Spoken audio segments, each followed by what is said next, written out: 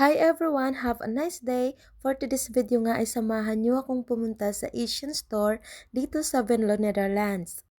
At medyo maulan nga ngayon kaya naman sobrang nag-craves talaga ako ng sinigang.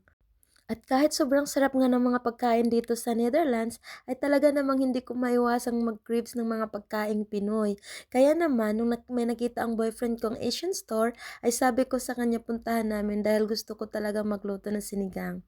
At yan nga yung unang store na pinuntahan namin kung saan may mga nagbibinta ng mga Asian food. Kaso nga yung mga binibinta nilang Asian food ay mga luto. Kaya naman lumipat kami sa ibang store dahil gusto ko talagang gumawa ng sarili kong version ng sinigang. Buti na lang meron sa malapit yung Jumbo kung saan may nagbibinta din ng mga Asian food. Sobrang legit talaga ng tuwa ko guys nang makita ko yung mga pagkaing Pinoy dito.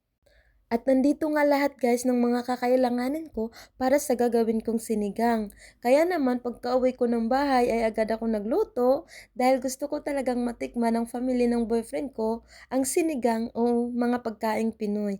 Kasi yung mga pagkain nila dito masarap pero iba pa rin talaga ang lasa ng mga pagkain natin sa Pilipinas. So yun lang for today guys. Thank you for watching. Bye-bye!